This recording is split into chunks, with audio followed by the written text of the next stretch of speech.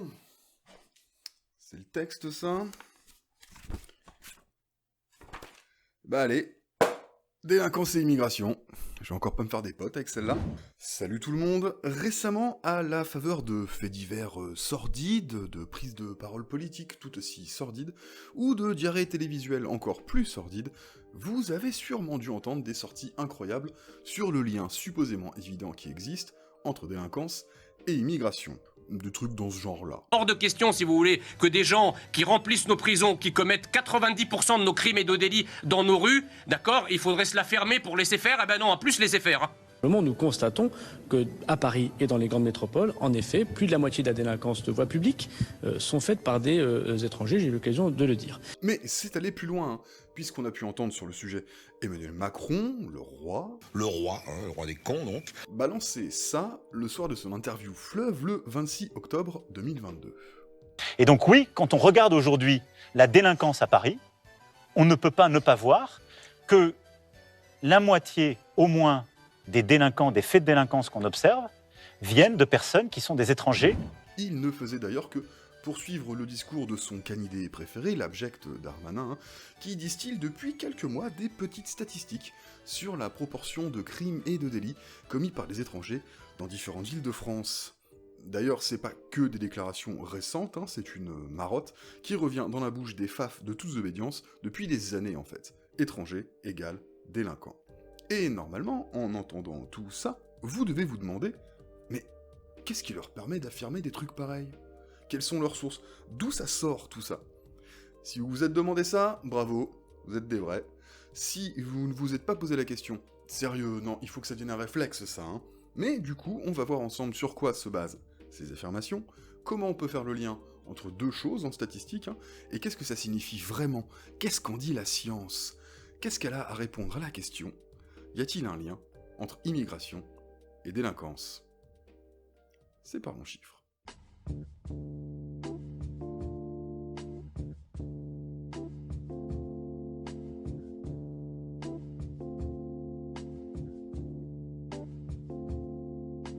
Alors on va mettre tout de suite les pieds dans le plat et évacuer les banalités, hein, toutes les choses qu'ont dites Jean Messia, l'abject Darmanin ou même Macron hein, sur le sujet, c'est soit de la merde, soit des trucs absolument invérifiables.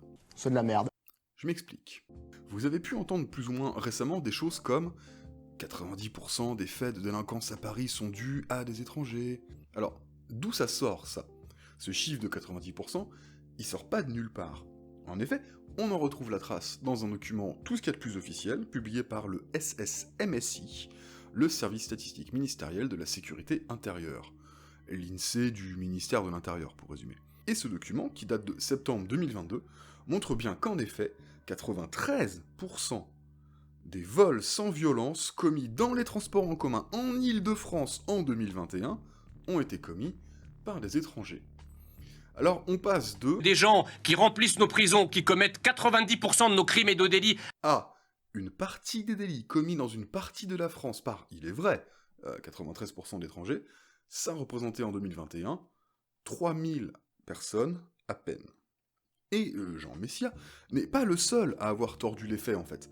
Le Parisien commet une double page le 9 novembre 2022, intitulée « Délinquance en Île-de-France, quelle est la part des étrangers ?» écrit en gros, hein, précisant même que les transports en commun sont particulièrement touchés. Bah tu m'étonnes, les gars se réfèrent à une étude, celle-ci, hein, produite par le ministère de l'Intérieur et qui porte exclusivement sur les transports en commun en vrai. Mais ce ne sera précisé que dans le corps de l'article, en plus petit et bien plus bas. À côté de ces manipulations grossières qui voudraient nous faire croire que ce phénomène circonscrit à la RATP concerne en fait tout le territoire français, alors que pas du tout, il y a aussi eu des affirmations invérifiables de la part de Macron, de Laurent Nunez ou de l'abject Gérald Darmanin. Alors eux, ils y sont allés sur des statistiques très locales, hein, à l'échelle de villes ou de métropoles, pour nous dire que 70% des vols dans la capitale c'est des étrangers, comme disait Nunez, ou encore que, à Paris, la moitié au moins des faits de délinquance proviennent des étrangers. Ça, c'était Macron. Ou 55% des délinquants interpellés à Marseille sont des étrangers, et ça, c'était l'abject Darmanin. Sans qu'on puisse en fait jamais connaître précisément leurs sources. Alors, manifestement, ce sont des remontées locales, mais nous, on n'y a pas accès, simple mortel. puisque dans l'état 4001 détaillé, le bilan mensuel de l'activité de la police et de la gendarmerie, on n'a pas accès aux informations sur la nationalité des mis en cause. On n'y a accès que dans le rapport annuel, publié par le SSMSI, suivez, et dans celui-ci, il n'y a pas le détail départemental, et encore moins communal, ce serait un boulot de dingue, et qui voudrait pas forcément dire grand-chose la plupart du temps. Je vais pas commenter plus avant, puisque je dispose pas des sources pour bien faire mon travail, juste mon conseil, quand quelqu'un vous sort un chiffre comme ça de son chapeau, ne lui faites pas confiance aveuglément, exigez de savoir d'où ce chiffre provient, comment il a été construit, et demandez-lui si vous pouvez voir les données avec vos yeux, on n'est pas obligé de croire les gens sur parole. D'ailleurs c'est pareil pour moi, tous les chiffres et toutes les études sur lesquelles je me base pour faire cette vidéo sont disponibles en description. Bon, mais au-delà du coup de force idéologique et de la communication politique, comment est-ce qu'on peut savoir, comment on peut trancher sur la question, est-ce que les étrangers commettent plus de délits que les Français? Eh bien, tout simplement, en utilisant le rapport annuel du ministère de l'Intérieur dont je vous ai déjà parlé, et on va aller le voir tout de suite. On va commencer par un petit instant définition, parce qu'on adore les définitions sur cette chaîne. C'est quoi un immigré? Et c'est quoi un étranger? Un immigré, selon l'INSEE, qui reprend juste la définition du Haut Conseil à l'intégration, c'est une personne née étrangère à l'étranger et qui réside en France. Elle a pu acquérir par la suite la nationalité française, ou pas. Du point de vue de l'INSEE, la qualité d'immigré est permanente, au contraire de celle d'étranger. Un étranger, du coup, c'est quelqu'un qui réside en France, mais qui n'a pas pour autant la nationalité française. Un immigré qui n'a pas été naturalisé est donc considéré comme un étranger. Un étranger peut tout à fait être né en France, c'est le cas surtout pour des personnes mineures. La condition d'étranger n'a rien à voir avec le pays de naissance, mais elle a tout à voir avec la nationalité. Au contraire de la notion d'immigré, qui elle a tout à voir avec le pays de naissance. Du coup, Manuel Valls est un immigré, Carla Bruni est une immigrée, Marie Curie était une immigrée, mais aussi Uderzo, Apollinaire, Émile Zola, entre autres. La qualité d'immigré, n'en déplaise aux frontistes et aux zémouristes les plus bas du front, n'a rien à voir non plus avec le pays de naissance de vos parents, de vos grands-parents, ou de n'importe quel ancêtre plus ou moins lointain dans votre généalogie. D'où l'utilisation du terme issu de l'immigration. Même si, bon, on est d'accord que si on regarde dans un passé plus ou moins lointain, on doit être une majeure partie de la population en fait à compter des étrangers dans notre patrimoine génétique. Ne serait-ce que un petit décurion romain par-ci par-là, un envahisseur normand ou un guerrier germanique. Bah oui, les Francs, Charlemagne, Clovis, tout ça, c'est les Germains. Ainsi, les notions d'immigrés et d'étrangers ne se recoupent pas totalement, et l'INSEE, au dernier décompte en 2021, dénombrait 7 millions d'immigrés résidant en France, dont un gros tiers est en fait de nationalité française, et 5 200 000 étrangers, dont 0% est de nationalité française, c'est bien, vous suivez. Pour les immigrés, ça fait donc 10% de la population française à peu près, et pour les étrangers, 7,7%. Voilà pour immigrés versus étrangers. Maintenant, c'est quoi la délinquance? Non, je déconne, vous savez ce que c'est que la délinquance. Enfin quand même, quand on parle de délinquance en France de manière générale, et c'est là que ça devient technique, on parle bien souvent en fait des crimes et des délits. On laisse de côté les contraventions qui représentent en vrai, et c'est tant mieux, la plus grande partie de cet iceberg des infractions, il y a 19 500 000 contraventions chaque année en France. Et les crimes et délits, on a deux façons de les compter en France, pareil, sinon ce serait trop simple. On peut se baser soit sur les statistiques de l'activité policière et de l'activité des gendarmes, et là on a le bilan mensuel des arrestations, des affaires résolues, de façon assez détaillée d'ailleurs, avec un focus sur les auteurs d'infractions. Il s'agit donc d'un bilan qui recense pas l'entièreté des crimes et des délits, évidemment, mais uniquement ceux dont les forces de l'ordre ont eu connaissance, et j'insiste là-dessus. Ce sont des données publiques, elles sont accessibles notamment sur data.gouv.fr, et elles sont mises à jour tous les mois, je vous les avais présentées dans cette vidéo. Ou alors, deuxième solution, on peut se baser sur ce qu'on appelle des enquêtes de victimation, la plus grande étant l'enquête cadre de vie et sécurité, où on demande à un panel de personnes qui résident en France si ils ou elles ont été victimes d'un acte délictueux ou criminel au cours de l'année passée. Ça va concerner tous les types de crimes et délits, hein. Des vols, des escroqueries, des cambriolages, dégradation de véhicules, violences sexuelles, injures, agressions, tout, et on a surtout un focus sur les victimes. C'est une enquête qui, elle aussi, est publique, et vous aurez accès aux résultats de la dernière édition via un lien en description, comme d'hab. Et entre ces deux sources disponibles, les résultats divergent. Les divergent, c'est énorme. Le focus sur les victimes va nous permettre d'estimer par exemple la proportion de délits qui ne sont pas repérés par les forces de l'ordre, hein, quand les victimes portent pas plainte par exemple. Et le focus sur les auteurs va nous renseigner sur les priorités données à la police et à la gendarmerie, hein, et sur les infractions faciles à résoudre, qui sont du coup surreprésentées dans le fichier. Ça va avoir son importance pour la suite. C'est bon pour tout le monde ? Alors on peut y aller. Avant toute chose, il faut que je précise que les auteurs de crimes ou délits sont extrêmement minoritaires dans la population. 2,86% de la population française avait été mis en cause par la justice en 2019 par exemple, et 2% au total avaient effectivement été poursuivis. Alors quand on observe ça en fonction des nationalités, il y a un delta. Sur les mises en cause par la justice, pour les personnes de nationalité française, c'était 2,3%. Et pour les personnes de nationalité étrangère, c'était 5,3%. Faisons un petit tour d'horizon. En France, les étrangers représentaient en 2019 18% des mis en cause par la police ou la gendarmerie contre 82%, oui, pour les nationaux, vous suivez encore. Les étrangers sont donc très largement minoritaires dans ces chiffres. Oui, mais si vous réfléchissez autrement, en termes de proportion de la population par exemple, vous êtes sûrement en train de vous dire qu'il y a un truc qui cloche. Les étrangers, à la louche, c'est 7,5% de la population résidant en France, et ils représentent 18% des personnes mises en cause dans des affaires. Ça fait 2 fois plus. Ils sont fortement surreprésentés dans les statistiques de la délinquance, ils sont donc 2 fois plus délinquants que les autres, c'est QFD. Alors, c'est une bonne intuition, mais non. S'il y a bien une surreprésentation des étrangers dans les statistiques de la délinquance, ce n'est pas pour autant qu'il faut y voir une corrélation, un lien direct entre immigration, ou le fait d'être étranger, et délinquance. Parce qu'il y a une explication, disons, moins évidente, mais plus pertinente. Et ça, c'est l'Institut Convergence Migration, affilié au CNRS, qui nous le dit. Le calcul de la part des étrangers dans la délinquance additionne tous les étrangers condamnés ou mis en cause, qu'ils soient légalement installés en France, en transit ou sans papier. Or, seuls les premiers sont comptabilisés dans les 7,5% d'étrangers en France. Un calcul exact de la représentativité des étrangers dans la délinquance ne devrait tenir compte que de la proportion des étrangers légaux par rapport au reste de la population, et exclure les étrangers en transit ou en situation irrégulière. Par exemple, ça a une implication dans des affaires de trafic de drogue, par exemple, hein, ou dans les délits douaniers.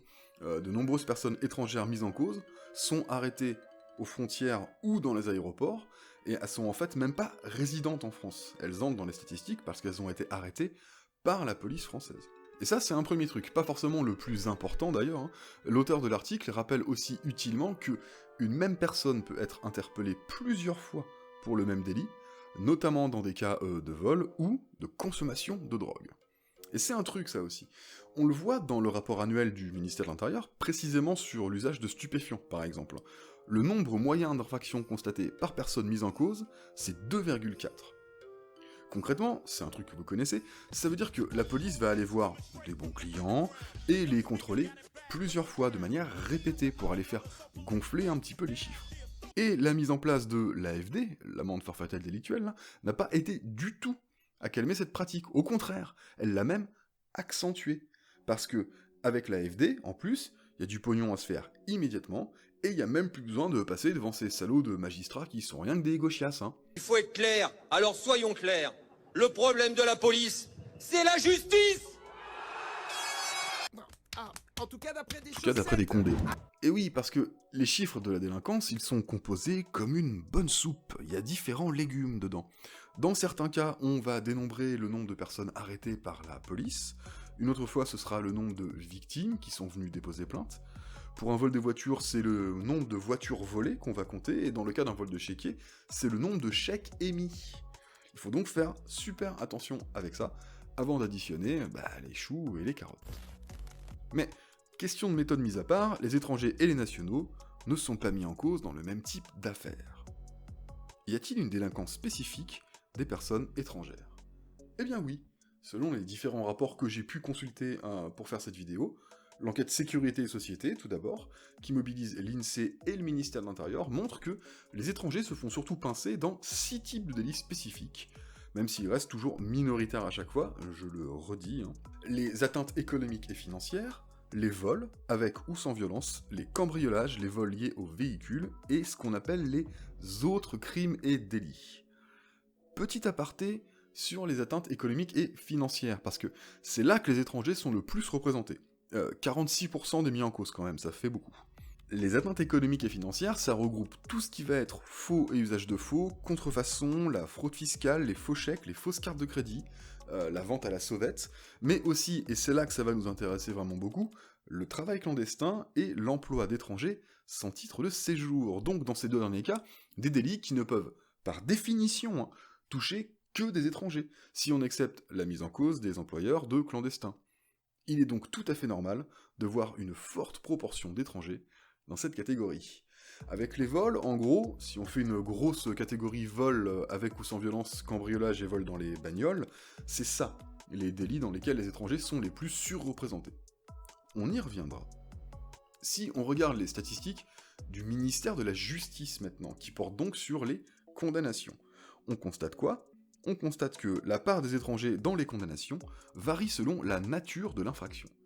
25% pour le travail illégal, 41% pour les faux en écriture publique ou privée, près de 50% des infractions douanières et 78% pour les infractions relatives à la police des étrangers, c'est-à-dire pour l'essentiel les infractions liées au séjour irrégulier des étrangers en France.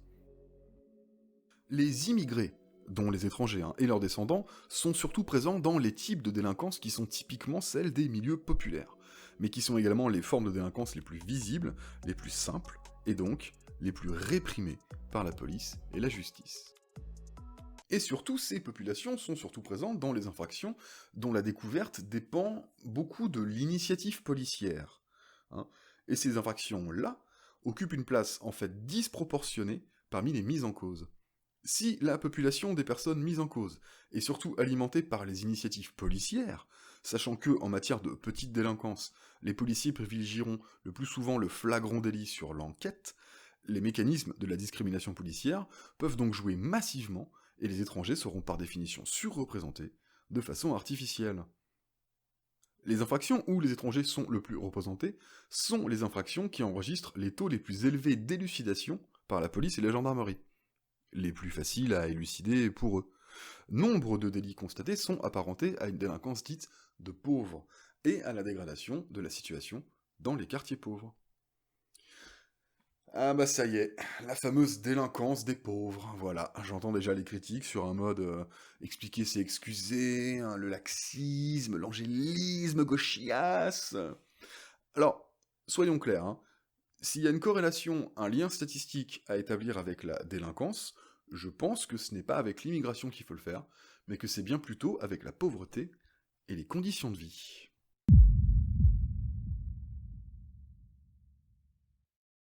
Parce que oui, la probabilité de commettre un délit est plus importante si vous êtes pauvre que si vous êtes riche. Et ça pour tout un tas de raisons. Vous connaissez le truc si vous êtes de gauche, vous déplorez le truc si vous êtes de droite, mais ce serait la pauvreté qui expliquerait une grande partie de la délinquance. Sauf que... en fait, c'est un peu plus compliqué que ça. Bah oui, c'est chiant la société, ça nous refile des problèmes complexes, alors que nous on aimerait bien que tout soit simpliste, comme dans la tête à Darmanin. Nous devions être désormais gentils avec les gentils et être méchants avec les méchants. Eh bah oui, c'est pas si simple, parce que déjà, il y a des riches qui font des sacrées dingueries, mais aussi parce que la pauvreté n'explique pas tout, ma bonne dame. Si vous essayez de plaquer l'évolution du taux de pauvreté sur l'évolution des taux de criminalité, vous allez vite vous rendre compte que ça matche pas vraiment. Enfin, des fois ça matche, des fois ça matche pas. C'est compliqué, je vous ai dit. Maurice Cusson, un criminologue québécois, a fourni une étude historique de la criminalité qui distingue sur le temps long des contextes différents dans lesquels la délinquance et la criminalité vont s'insérer. Il montre qu'au cours des XVIIe, XVIIIe et XIXe siècles, la délinquance, et au premier chef les vols en fait, était surtout, c'est vrai, une délinquance de pauvreté, c'est-à-dire qu'il s'inscrivait dans des contextes généraux de pauvreté. Chaque crise de subsistance, chaque crise manufacturière multiplie en ville les vols alimentaires. Les délits des périodes de cherté sont presque tous des délits de pauvres, cite-t-il, faisant le parallèle entre la hausse des prix de l'alimentation et la hausse des vols, notamment des vols de bouffe et des cambriolages, et ça dans différents pays. En revanche, il nous chante une autre chanson, pour ce qui est de la période contemporaine, en dégainant un graphique impressionnant, c'est vrai, qui reprend les taux de criminalité pour 1000 habitants en France de 1946 à 2003. Et sur ce graphique, on voit que la criminalité a connu un sacré boom à partir du milieu des années 70. Alors on voit une hausse légère mais régulière depuis le milieu des années 60, puis une forte hausse en 72, encore une en 82, et encore une au début des années 90, puis au début des années 2000, comme si ça suivait des cycles de 10 ans. Alors Maurice Cusson, il s'interroge.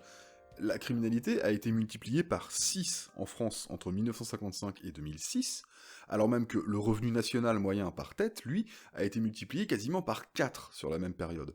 La pauvreté a reculé grandement, et pourtant la criminalité a augmenté, grandement aussi, ce qui fait dire aux criminologues qu'au XXe siècle, quand la société s'enrichit, la fréquence des vols augmente. On serait donc passé dans une autre phase, ou plutôt c'est l'avènement d'une société de l'abondance et des inégalités qui crée l'occasion du vol ou du larcin. Abondance dans le sens où on est progressivement entré dans une société de consommation, avec des produits manufacturés, abordables pour qui gagne un salaire, et des produits de plus en plus petits aussi, notamment dans la tech, donc des produits qui sont plus faciles à cacher, et donc à voler. Les inégalités, dans le sens où on est progressivement entré dans une société de consommation, avec des inégalités de revenus et de statut, qui font que les produits manufacturés vont pas être accessibles à tous, et qu'on les a érigés quand même en must-have, en extension de soi, qui nous rendent meilleurs. Il y a les vols de pauvreté, quand on vole de la bouffe par exemple, mais il y aurait aussi des vols un petit peu d'objets de prestige, pour ainsi dire, quand on vole un iPhone parce que la société nous a dit que c'était cool, mais que Apple le vend quand même pour le prix d'un mois de salaire correct. Maurice Cusson conclut enfin sur un statement qui casse la baraque à sucre, dans les enquêtes d'autodéclaration de délinquance, c'est-à-dire l'inverse des enquêtes de victimation. Donc en fait c'est des enquêtes où on demande aux gens « Est-ce que vous avez commis un délit dans l'année qui vient de s'écouler ?» Eh bien, dans ces enquêtes-là, la corrélation entre le statut social d'origine et la délinquance auto-déclarée est nulle ou insignifiante. Et ça, c'est un sacré pavé dans le trou de glace. Parce qu'effectivement, Maurice Cusson n'est pas le seul à ne pas retrouver de corrélation significative entre ces deux variables, l'origine sociale et le fait de commettre un crime ou un délit au cours de sa vie. Des équipes de recherche ont fait tout un tas de calculs et il s'avérerait qu'en fait, ce serait plutôt les situations d'emploi ou de non-emploi qui pourraient jouer. En gros, Cusson remarque que le trait saillant dans ses recherches entre tous les prisonniers qu'il a étudiés, parce que c'est ça qu'il faisait, il a étudié les prisonniers au Québec, c'était le fait qu'il n'avait jamais réussi à avoir un emploi stable. C'est la précarité de l'emploi, l'alternance entre chômage et petit boulot, qui aurait joué un rôle dans le besoin de voler, par exemple, pour gagner de l'argent. Alors il dit aussi que pas mal des détenus qu'il a observés étaient des flambeurs, des gens très dépensiers, accros aux jeux d'argent, et que leur mode de vie semblait de toute façon incompatible avec un emploi salarié classique. Mais là, on est face au dilemme de l'œuf ou de la poule, quoi. Qu'est-ce qui est à l'origine de quoi? Est-ce que c'est leur inadaptation, entre guillemets, qui les pousse au crime? Ou est-ce que c'est parce qu'ils sont entrés dans une carrière délinquante que ça les a rendus inadaptés à une vie normale, entre guillemets aussi. Les statistiques ont beaucoup de mal à montrer dans quel sens de lien de corrélation se fait. Elles pointent juste le lien. Et Hugues Lagrange, de l'Observatoire sociologique du changement, un labo de Sciences Po et du CNRS, abonde lui aussi dans ce sens, en remarquant que s'il y a un phénomène qui permet de prédire la délinquance sur un territoire, c'est le taux de chômage des jeunes. S'il est élevé, par exemple dans un département, alors les taux de délinquance sur ce même département auront tendance à être élevés, et vice-versa. S'il est bas, le taux de délinquance sera généralement bas. Depuis 1975, les taux des infractions, à la fois les violences et les vols, évoluent en phase avec le taux de chômage des jeunes. Entre 1975 et 1985, les taux d'infraction s'élèvent avec ce taux de chômage. Entre 85 et 89, ils diminuent suivant l'amélioration relative de la situation de l'emploi. Enfin, entre 89 et 98, la détérioration renouvelée de l'emploi des jeunes correspond à une remontée des atteintes. Pour les jeunes sans diplôme, l'incidence du chômage est plus forte et intervient plus précocement que pour les diplômés. C'est donc la situation des plus démunis de qualification qui est en phase avec l'évolution des vols et des violences. Et c'est en substance ce que dit aussi ce monsieur que j'ai trouvé dans le Mes chers contemporains sur la police. Tant que le marché du travail était porteur et qu'il avalait tout le monde, on voyait bien qu'il y avait une fraction de la jeunesse prolétaire qui prenait des raccourcis pour accéder à la consommation de masse. Mais à vrai dire, on s'en inquiétait pas beaucoup parce qu'on connaissait le remède. Il suffisait de les ramener vers le marché du travail, et à ce moment-là, ils avaient un contrat à durée indéterminée, un statut, ils pouvaient louer un appartement, acheter une voiture à tempérament, se marier, et tout, c'était fini. Autrement dit, c'était un problème temporaire de socialisation d'une fraction de la jeunesse. Ce n'était pas très affolant. À partir du milieu des années 70, changement radical. Les non spécialisés ont de plus en plus de mal à entrer dans le marché du travail, en tout cas dans ce qu'on appelle le premier marché du travail, c'est-à-dire celui à statut. Ils ont accès au mieux au deuxième marché du travail, au marché du travail précaire, dont les vertus socialisantes ne sont pas évidentes. On galère de petit boulot en petit boulot, etc. Ça devient beaucoup plus angoissant parce que on ne voit plus bien quel est le remède. Il s'agit là de persuader des gens qui ont de bonnes raisons de penser qu'ils sont hors jeu, qu'il faut quand même qu'ils respectent les règles du jeu. C'est une démonstration qui demande beaucoup de persuasion. Bien sûr, la relation entre chômage des jeunes et délinquance n'est pas univoque, et d'abord parce que le chômage des jeunes lui-même a de nombreuses causes et très diverses. Et pour en revenir à notre sujet des étrangers, devinez qui est davantage pauvre, qui est davantage jeune, qui est davantage au chômage. Dans le mille, la population étrangère. Pas étonnant dès lors qu'ils soient un peu plus représentés. Ils ont le profil. Mais ce profil, c'est d'abord celui des classes populaires. Le point le plus commun entre les délinquants, c'est surtout ça. Des origines modestes, des situations professionnelles précaires surtout, des faibles revenus au sein d'une société d'abondance. Parce que oui, on vit dans une société d'abondance, quoi que l'autre y dise. Que certains choisissent de voir plutôt les caractéristiques ethniques là-dedans, c'est leur affaire. Mais nous ici sur cette chaîne, on regarde d'abord les caractéristiques sociales. Et c'est pratique, parce que les conditions sociales d'existence, c'est pas gravé dans le marbre, ça peut changer, évoluer politiquement, notamment, au contraire de caractères essentialistes qui sont à chaque fois plutôt mobilisés par le camp d'en face. D'ailleurs, si certains sont très prompts à pointer le fait que les étrangers sont surreprésentés parmi les auteurs d'infractions, ils sont tout de suite vachement moins diserts quand il s'agit de dire qu'ils sont aussi surreprésentés parmi les victimes, et dans des proportions équivalentes à leur surreprésentation parmi les auteurs. La même étude de l'INSEE et du SMSSI, Sécurité et Société, fait un travail d'identification des victimes, et là, surprise, les étrangers sont davantage victimes de vols, de tentatives de vol par exemple. Ils représentent 11% des victimes, alors que, je rappelle, ils ne sont que 7,5% de la population résidant en France. Même, les personnes étrangères déclarent davantage se sentir en insécurité que les personnes de nationalité française.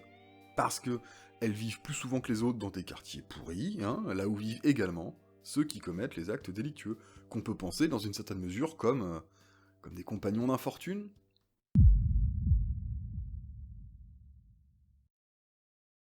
Le prétendu lien entre immigration et délinquance ne tient pas, il ne peut pas tenir. Les déterminants sociaux de la délinquance, il faut les chercher ailleurs que dans une ethnicité problématique ou délinquante par nature. Il faut aller les chercher dans les conditions matérielles d'existence des personnes. En définitive, la surdélinquance des étrangers résidant en France ressemble à une version moderne de la surdélinquance traditionnelle des milieux sociaux les plus précarisés dans une société industrielle. La liste des problèmes liés à ces conditions de vie précarisées est classique. Familles fréquemment déstabilisées par le chômage et les accidents du travail chez les pères, précarité des conditions de vie générales qui bloquent l'accès à de nombreuses ressources et qui génèrent un fort sentiment de frustration chez les enfants, familles nombreuses, vivant dans peu d'espace, d'où un investissement de la rue comme terrain de jeu pour les enfants, et de là découle à la fois une intense sociabilité juvénile et des problèmes de surveillance parentale, ou encore un faible niveau scolaire. À ces problèmes sociaux classiques s'ajoute pour certaines catégories d'étrangers ceux liés à des stigmates spécifiques. Une délinquance de pauvres. On entend dire à droite qu'il y a un lien entre immigration et délinquance. J'ai envie d'être charitable avec eux et de leur reconnaître qu'ils ne portent pas un discours qui pointe un lien entre les immigrés et la délinquance. Charitable. Ils pointent, dans le discours en tout cas, le phénomène social, l'immigration, et pas les immigrés. Alors, évidemment, c'est pour camoufler, mais j'aimerais du coup pouvoir les convaincre de déporter un tout petit peu le regard. Et puisque le lien entre précarité des conditions de vie et délinquance est davantage avéré, leur proposer de rejoindre notre camp dans la lutte contre la pauvreté et la précarité, et d'arrêter de lutter contre les pauvres et les précaires, comme ils le font.